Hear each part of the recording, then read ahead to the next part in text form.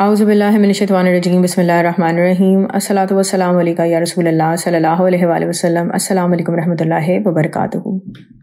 حضور پاک صلی اللہ علیہ وسلم معراج سے واپس آ کر اگلی صبح معراج سفر کی تفصیل جو ہے وہ اپنی چچا ذات ابی طالب کی بیٹی اور علی رضی اللہ عنہ کی بہن ام ہانی کو بتا رہے ہیں۔ رسول پاک صلی اللہ علیہ وسلم فرماتے ہیں، اب میں اللہ تعالیٰ کی عنایات اور مہربانیوں کا ذکر اپنی قوم سے کرنے جا رہا ہوں۔ ام ہانی نے رسول پاک صلی اللہ علیہ وسلم کی چادر پکڑ لی اور کہا کہ اللہ کے رسول صلی اللہ علیہ وسلم ایسا نہ کریں، قریش آپ کو جھٹلائیں گے اور آپ صلی اللہ علیہ وسلم کا مذاق اڑائیں گے۔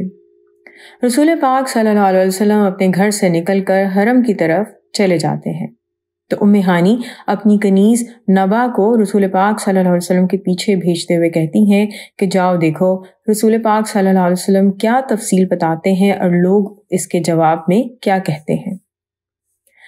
نبا کہتی ہے کہ رسول پاک صلی اللہ علیہ وسلم کعبہ کے دروازے اور حجر اسود کے درمیان بیٹھے ہیں۔ ابو جہل اور مطعم بن عدی سمیت ایک بڑی تعداد آپ صلی اللہ علیہ وسلم کے گرد جمع ہے۔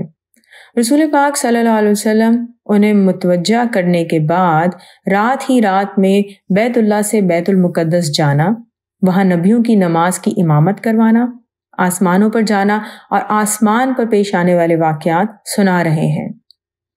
یہاں موجود لوگوں نے تالیاں بجانی شروع کر دی ہیں، کچھ لوگ سیٹیاں بجا رہے ہیں، جبکہ کچھ لوگوں نے حیرت کا اظہار کرنے کے لیے اپنے سروں پر ہاتھ رکھ لیے ہیں۔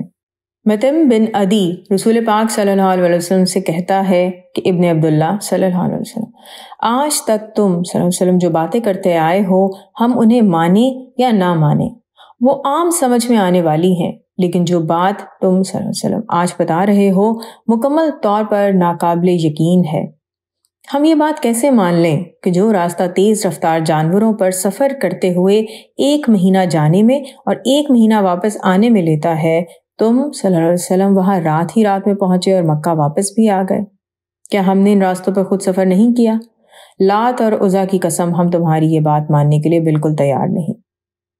اب صورتحال کچھ اس طرح سے ہے کہ قریش رسول پاک صلی اللہ علیہ وسلم کی بات ماننے کے لیے تیار نہیں ہے۔ رسول پاک صلی اللہ علیہ وسلم پر ان کا ایمان نہ ہونے کی وجہ سے انہیں مادی لحاظ سے یعنی دنیاوی لحاظ سے یہ بات کسی طرح بھی ممکن نظر نہیں آتی۔ تمام زمینی حقائق کے مطابق ایسا ہو بھی نہیں سکتا جیسا رسول پاک صلی اللہ علیہ وسلم بتاتے ہیں انہیں۔ قریش یہ بھی جانتے ہیں کہ ظاہری اعتبار سے رسول پاک صلی اللہ علیہ وسلم کبھی بیت المقدس نہیں گئے۔ قریش یہ سوچتے ہیں کہ یہ ایک سنہری موقع ہے کہ وہ حضور پاک صلی اللہ علیہ وسلم کو جھوٹا ثابت کر سکیں، اس لیے انہوں نے رسول پاک صلی اللہ علیہ وسلم سے طرح طرح کے سوال کرنے شروع کر دیے۔ کوئی پوچھتا ہے کہ محمد صلی اللہ علیہ وسلم یہ بتائیں کہ بیت المقدس کی مسجد کے دروازے کتنے ہیں؟ کوئی کہتا ہے کہ یہ بتائیں کہ مسجد اقصیٰ کے دروازے کس کس سمت میں ہیں، مسجد کی کھڑکیوں کی تعداد کتنی اور وہ کس جگہ پر ہیں۔ رسول پاک صلی اللہ علیہ وسلم تو اللہ تعالیٰ کے حکم پر مسجد اقصیٰ گئے، نماز کی امامت کی، آسمانوں کی سیر کی۔ یہ صورتحال اور ساری چیزیں ان کے جواب دینا یہ کیسے ممکن ہوا؟ تو حضور پاک صلی اللہ علیہ وسلم پر اللہ تعالیٰ سارے پردے کھول دیتے ہیں۔ آپ صلی اللہ علیہ وسلم بیت اللہ میں بیٹھے مسجد اقصیٰ کو اپنی آنکھوں کے سامنے دیکھتے ہیں۔ قریش کے سوال رسول پاک صلی اللہ علیہ وسلم کے لیے بالکل بھی مشکل نہیں تھے۔ آپ صلی اللہ علیہ وسلم ان کے تمام سوالوں کے جواب ٹھیک ٹھیک دیتے ہیں۔ لوگ حیران ہو کر ایک دوسرے سے کہتے ہیں کہ محمد صلی اللہ علیہ وسلم تو کبھی بیت المقدس نہیں گئے، پھر یہ ہمارے سوالوں کے جواب کیسے ٹھیک ٹھیک دے رہے ہیں؟ قریش کی عقل میں کچھ جواب نہیں آتا۔ قریش ماننے کے بجائے کہتے ہیں کہ ولید بن مغیرہ ٹھیک کہتا تھا کہ محمد صلی اللہ علیہ وسلم نعوذ باللہ بہت بڑے جادوگر ہیں۔ کہا جاتا ہے کہ ابو بکر صدیق رضی اللہ عنہ اس وقت بیت اللہ میں موجود نہیں، تو کچھ کفار کو یہ خیال آتا ہے کہ بہت اچھا موقع ہے، ہم حضرت ابو بکر صدیق رضی اللہ عنہ کو جا کر حضور پاک صلی اللہ علیہ وسلم کے اس دعوے کے بارے میں بتاتے ہیں، اس طرح وہ حضور پاک صلی اللہ علیہ وسلم کا ساتھ چھوڑ دیں گے۔ تو ابو بکر صدیق رضی اللہ عنہ سے پوچھتے ہیں کہ ابو بکر رضی اللہ عنہ تم ایک سمجھدار شخص ہو، یہ بتاؤ کہ کیا کوئی شخص رات ہی رات میں بیت المقدس جا کر واپس آ سکتا ہے؟ جواب میں ابو بکر صدیق رضی اللہ عنہ کہتے ہیں کہ نہیں، ایسا ممکن نہیں۔ تو سوال پوچھنے والے کافروں کے چہرے خوشی سے کھل اٹھتے ہیں، مسکرا اٹھتے ہیں۔ انہیں یقین ہو جاتا ہے کہ اب ہم اپنے مقصد میں کامیاب ہو جائیں گے اور ابو بکر صدیق رضی اللہ عنہ حضور پاک صلی اللہ علیہ وسلم کو چھوڑ دیں گے۔ تو پھر وہ قریش کہتے ہیں کہ محمد صلی اللہ علیہ وسلم نے دعویٰ کیا ہے کہ وہ رات ہی رات میں بیت المقدس سے ہو کر آئے ہیں، اب تم خود ہی بتاؤ یہ کیسے ممکن ہے؟ تو ابو بکر صدیق رضی اللہ عنہ ایک لمحہ بھی ضائع کیے بغیر کہتے ہیں، اگر یہ بات رسول اللہ صلی اللہ علیہ وسلم نے کہی تو سچ ہے، وہ تو سچ کے علاوہ کچھ بولتے ہی نہیں۔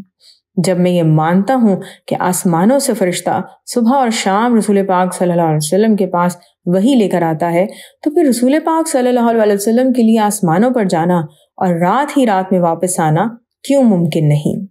حضرت ابوبکر صدیق رضی اللہ عنہ اور قریش کے درمیان ہونے والی باتیں جب رسول پاک صلی اللہ علیہ وسلم کے علم میں آئیں تو آپ صلی اللہ علیہ وسلم نے کہا ابوبکر صدیق یعنی سچ کی تصدیق کرنے والا ہے، اور اسی دن کے بعد سے حضرت ابوبکر رضی اللہ عنہ کو صدیق رضی اللہ عنہ کا لقب ملا۔ قریش کو بہرحال حضرت ابوبکر رضی اللہ عنہ کے جواب سے کافی مایوسی ہوئی۔ اب ان کے پاس رسول پاک صلی اللہ علیہ وسلم کی بات کا انکار کرنے کا کوئی جواز نہیں تھا، تو کہنے لگے کہ ہمارے کئی تجارتی قافلے شام اور فلسطین کے راستوں پر ہیں، اگر آپ صلی اللہ علیہ وسلم کا دعویٰ سچا ہے تو ہمیں ان کے بارے میں بتائیں۔ قافلوں کے مکہ واپس آنے پر آپ صلی اللہ علیہ وسلم کی باتیں ٹھیک ثابت ہوئیں تو ہم آپ صلی اللہ علیہ وسلم کا یقین کر لیں گے۔ تو رسول پاک صلی اللہ علیہ وسلم انہیں بتاتے ہیں کہ شام کی طرف جاتے ہوئے میں ایک وادی سے گزرا تو فلاں قبیلے کا قافلہ وہاں موجود تھا، میری سواری کی آہٹ سن کر ان کا ایک اونٹ اپنی رسی توڑوا کر بھاگ گیا، میں نے آواز دے کر انہیں بتایا کہ ان کا اونٹ کدھر ہے۔ مکہ واپسی پر مجھے فلاں کا قبیلہ سوتا ہوا ملا، میں وہاں رکا اور ان کے برتن سے پانی پیا۔ ایک قافلہ راستے میں روحا کے مقام پر ملا، ان کا سرخ اونٹ میری سواری کی آواز سن کر گھٹنوں کے بل بیٹھ گیا۔ اس اونٹ پر 2 بوریاں رکھی ہوئی تھیں، جن میں سے ایک کا رنگ سفید اور ایک کا رنگ کالا تھا۔ میں نے قافلے والوں پر سلام بھیجا تو انہوں نے میری آواز پہچان کر کہا کہ یہ محمد صلی اللہ علیہ وسلم بن عبداللہ کی آواز ہے۔ کہا جاتا ہے کہ کچھ دن کے بعد جب قافلہ واپس پہنچا تو اس ساری بات کی تصدیق ہوئی کہ انہوں نے معراج کی رات رسول پاک صلی اللہ علیہ وسلم کی آواز سنی۔ قریش رسول پاک صلی اللہ علیہ وسلم سے پوچھتے ہیں کہ فلاں قبیلے کا قافلہ مکہ کب پہنچے گا، تو رسول پاک صلی اللہ علیہ وسلم انہیں بتاتے ہیں کہ وہ قافلہ فلاں دن مکہ پہنچے گا، سب سے آگے 2 بوریاں اٹھائے خاکی رنگ کا اونٹ ہوگا۔ قریش کے ہاتھ موقع آ گیا کہ وہ رسول پاک صلی اللہ علیہ وسلم کی بات پوری نہ ہونے کی صورت میں انہیں جھٹلانے کی کوشش کریں۔ وہ دن گننا شروع کر دیتے ہیں۔ جب رسول پاک صلی اللہ علیہ وسلم کا بتایا ہوا دن آتا ہے، سب بےتاب ہوتے ہیں کہ آج قافلہ مکہ پہنچتا ہے یا نہیں۔ دن ڈھلنے کو ہے اور قافلہ ابھی تک نہیں پہنچا۔ اب سورج ڈوبنے کے قریب ہے۔ قریش کا ایک گروہ پہاڑی پر کھڑا مغرب کی سمت دیکھ رہا ہے کہ سورج ڈوبنے والا ہے۔ ادھر سورج ڈوبا تو انہوں نے آواز لگائی، لو سورج ڈوب گیا۔ دوسری پہاڑی پر کھڑے گروہ کی آواز آئی، لو قافلہ بھی آ گیا۔ اس قافلے میں 2 بوریاں اٹھائے خاکی رنگ کا اونٹ سب سے آگے ہے۔